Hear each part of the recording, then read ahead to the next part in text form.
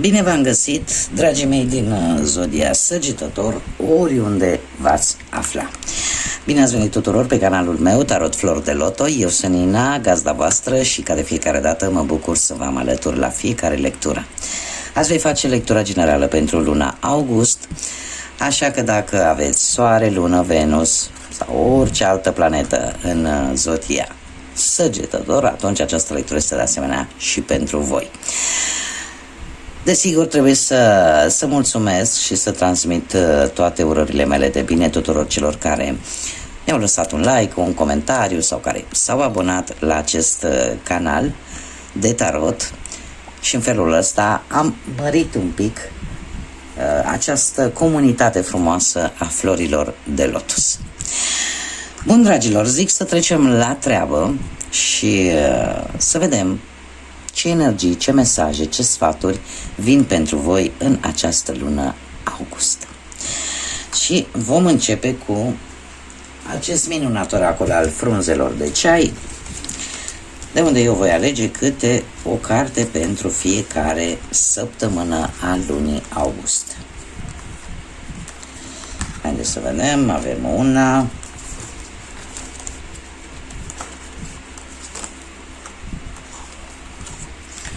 două,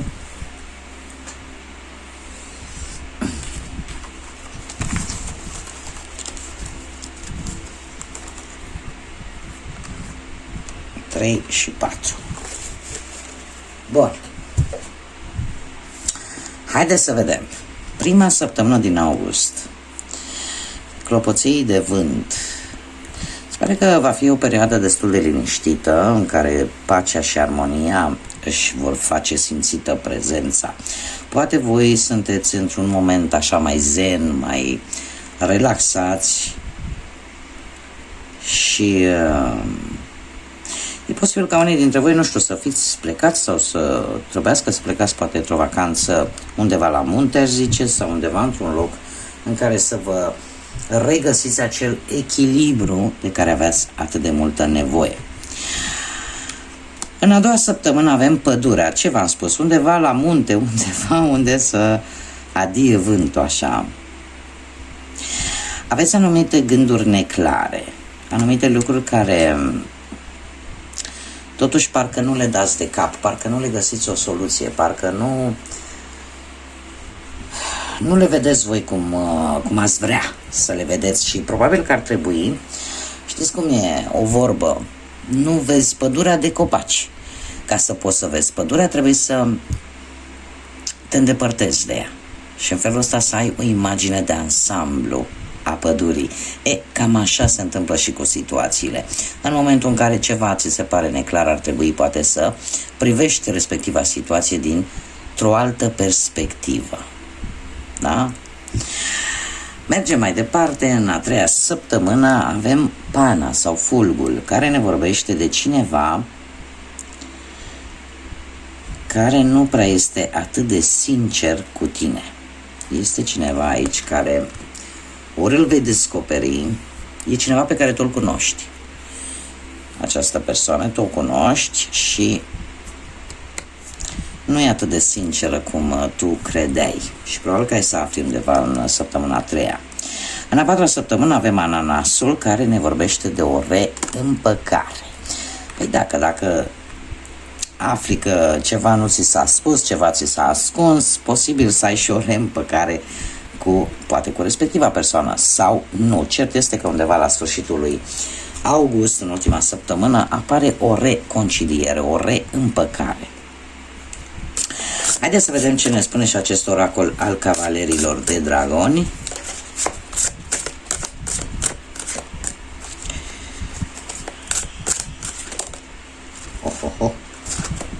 Așa.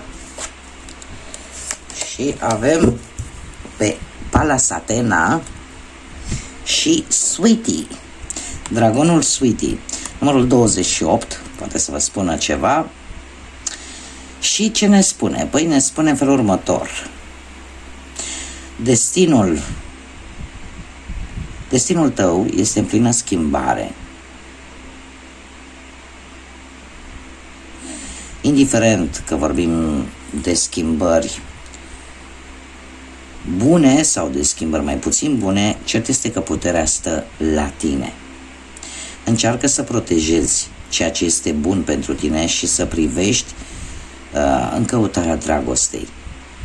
Lasă ceea ce îți cauzează o vibrație joasă, o energie foarte joasă, lasă-o cumva să dispară, dar nu te mai gândi la lucrurile care știi că îți scad vibrația, care știi că îți scad energia. Eu aș spune că 28 prin reducere pitagorică ne dă un 10 care vorbește foarte, foarte mult de noi începuturi și de transformări și de acel moment în care manifesti ceea ce îți dorești cu adevărat și ești dispusă să începi ceva nou în viața ta, să-ți îndeplinești anumite planuri, anumite dorințe, da? Un capitol din viața ta care cumva va trebui să se încheie și să dea loc unui nou capitol, construit poate pe o bază mult, mult mai solidă decât cel de dinainte. Și e o înștiințare, aș putea să zic, a faptului că destinul tău e pe cale să se schimbe și are ceva legătură cu luna aceasta. Va începe această schimbare în această lună. Și că oricum să nu uiți că puterea stă la tine. Haideți să vedem ce ne spune și tarotul, ce mesaje, energii, sfaturi vin pentru dragii mei din... sunteți foarte încurcați, ce-i cu voi? Mesaje, energii, sfaturi care vin pentru dragii mei din Săgetător în luna august, în funcție de ce simțiți, ce gândiți și ce vă doriți.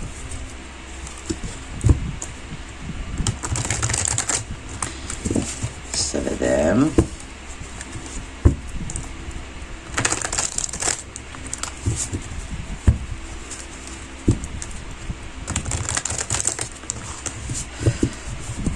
Haideți să vedem.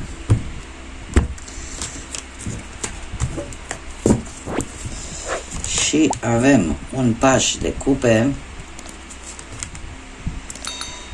roata norocului, 7 de bâte, 10 de spade și diavolul.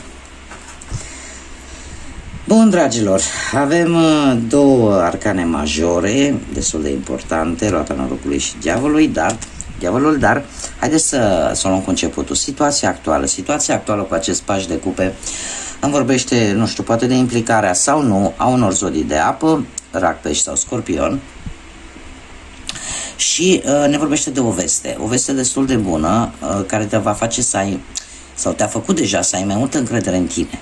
Da? Este un moment parcă îți vine, nu știu, încet să te mai bucuri și de viață, da? Este, nu știu, poate la locul de muncă lucrurile se îmbunătățesc, poate ai primit un apel important în urma unui interviu și foarte curând ai șansa de a semna un contract sau o înțelegere. Dacă vorbim de partea asta a banilor, se pare că sunt mai șanse să faci niște acorduri destul de favorabile sau să reușești să-ți mai pună și ție ceva la salariu, sau poate reușești, poate să ai reușit deja să rezolvi anumite datorii, anumite plăți. Iar dacă vorbim de dragoste, unii dintre voi posibil să fi început recent o relație cu cineva mai tânăr decât voi, care se poate sau nu să fie dintr-o zodie de apă, cum am mai spus, Rac, Pești sau Scorpion. Cert este că cei care sunteți deja într-o relație, e posibil să fi primit vestea ori a unei nașteri, a unei sarcini sau de nuntă sau logodnă foarte serioasă. Lucruri serioase. Mergem mai departe pe partea muncii. Pe partea muncii de-a lungul lunii lui august avem roata norocului. Dragilor, roata norocului, pe partea asta a muncii ne vorbește de schimbări. Schimbări care vin în viața voastră din punct de vedere profesional în funcție de situația în care voi v-ați aflat pentru o lungă perioadă de timp. De ce spun acest lucru? Pentru că roata norocului este cu două sensuri. Cei care poate n-au avut probleme din punctul ăsta de vedere profesional până în acest moment, e posibil să apară anumite schimbări neprevăzute care să nu vă placă foarte tare.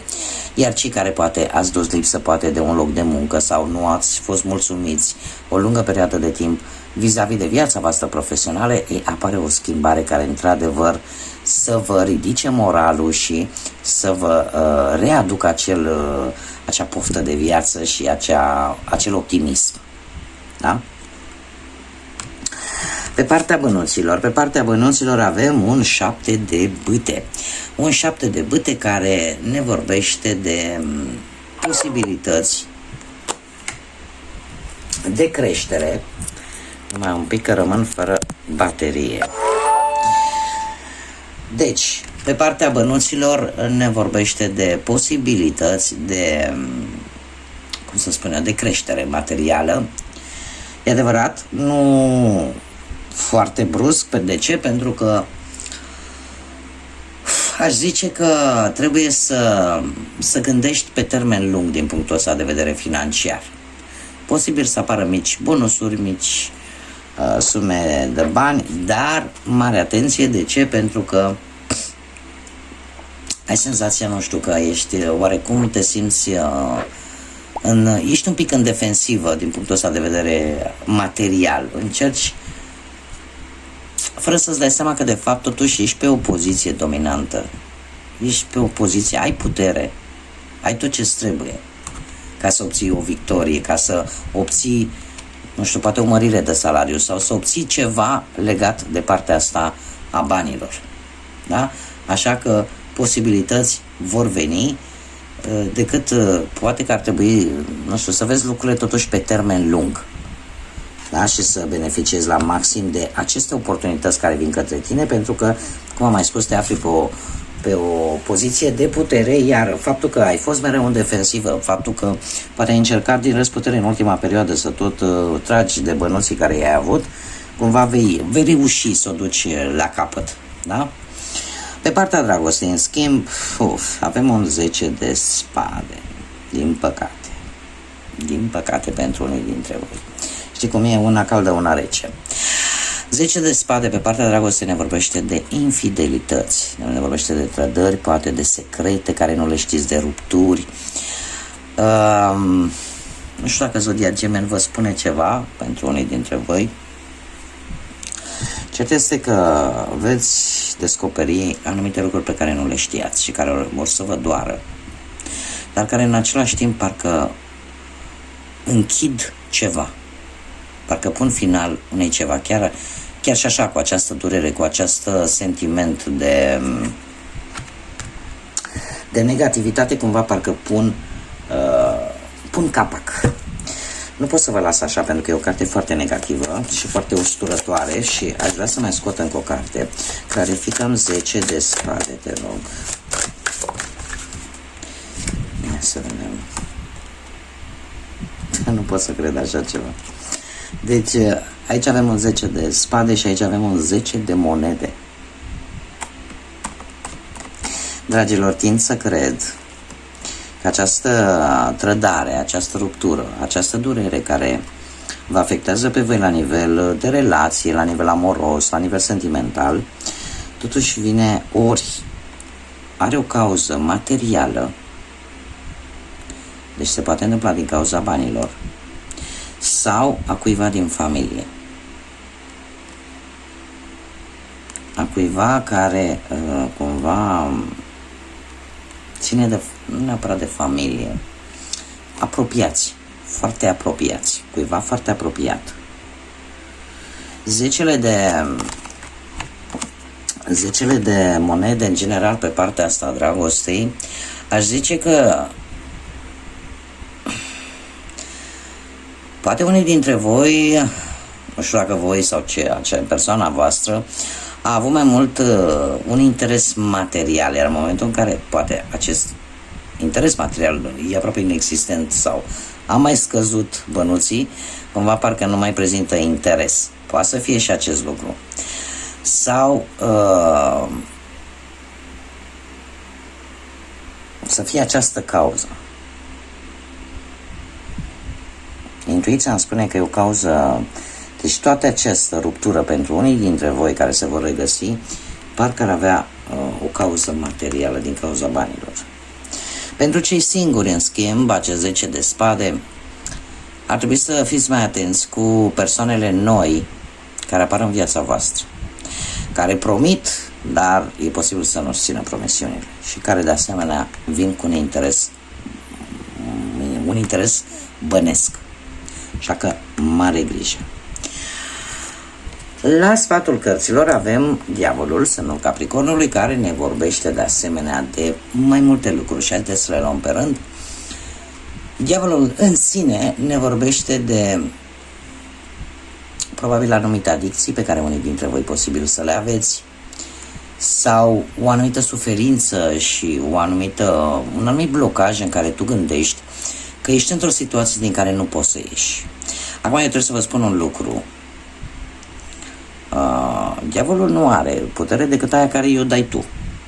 Iar în momentul în care tu simți că ești blocat într-o anumită situație sau poate într-o anumită relație, indiferent de ce vorbim, este de fapt un miraj.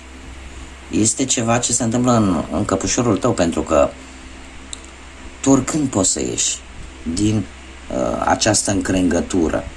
Da? O poți face. Depinde doar de tine să vrei, poate să ieși dintr-o anumită adicție, să ieși poate dintr-o anumită situație negativă, dintr-un anturaj negativ. O poți face, puterea stă la tine. Iar dacă consider că nu ai destulă putere să o faci, atunci poți să ceri un ajutor.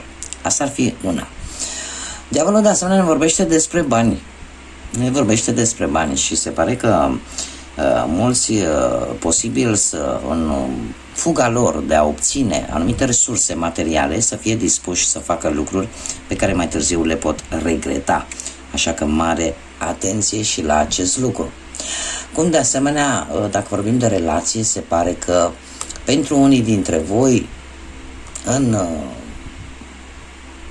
hai să o luăm cu partea rea, ca să zic așa.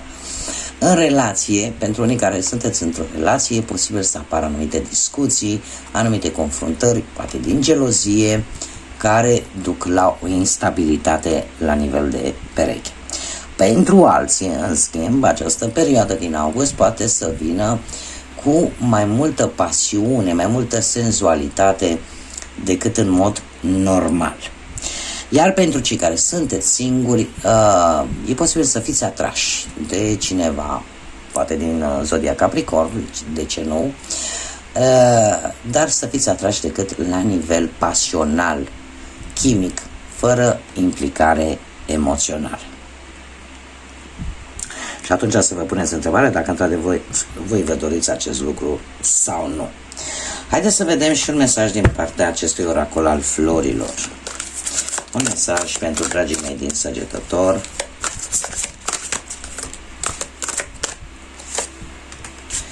Și avem floarea de măr. Ce frumos! Noi idei. Se pare că vei avea o idee destul de inovatoare, destul de nouă, dar care provine cumva dintr-o inspirație divină și pe care tu va trebui să o împarți și cu ceilalți. Trebuie să continui să te dezvolți pentru că ești pe drumul cel bun. Foarte, foarte frumos mesajul ăsta, deci nu trebuie să renunți la ceea ce tu îți dorești cu adevărat. Haideți să vedem și ce numere angelice am pentru voi. Am 12. Deci avem ori data de 6, da? Ori data de 12. Să vă spună ceva luna asta, sau unii dintre voi care sunteți născuți în combinația asta 12, 21, da? Sau 6. Acest mesaj cumva să fie special poate pentru voi. Ar trebui să te menții destul de focusată în a îmbunătăți viitorul și să încerci pe cât posibil să rămâi optimistă în tot timpul acesta, pentru că îngerii te ghidează deja în timp ce visele tale se vor transforma în realitate. Adică să rămâi focusată pe ceea ce tu îți dorești, pentru că într-un viitor există un mai bun viitor posibil. Știți că de multe ori ne punem întrebarea dacă fac așa, mi iese așa, dacă o fac în altă modalitate, mi iese diferit. Se pare că există un viitor îmbunătățit, ca să zic așa, pentru tine, așa că nu-ți pierde optimismul și rămâi pe drumul pe care ai pornit, pentru că ești pe drumul cel bun, iar divinitatea, universul, încearcă să te ghideze cât de bine, în așa fel încât toate visele tale să devină realitate. Haideți să vedem, mergem mai departe și să vedem inițiale de nume, prenume, porecle, pseudonim de persoane cu care voi puteți interacționa în această lună august. Ia să vedem ce avem aici. Avem litera R, litera L. Încă o dată se repetă litera R.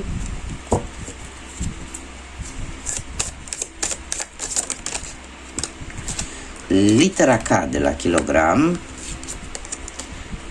Litera V. Și încă o carte, ia să vedem. Și litera F. Bun, acestea sunt inițiale de nume, prenume, porecle, pseudonim de persoane cu care voi puteți interacționa în această lună august, sau poate să fie chiar inițiala voastră, inițiala numelui vostru sau a prenumelui vostru. Bun, dragilor, eu vă doresc tot binele din lume, multă răcoare în această lună atât de călduroasă. În schimb, căldură în suflet vă doresc și multe vești bune, multă energie pozitivă, iar până data viitoare când ne vom revedea, să fiți iubiți, dragilor!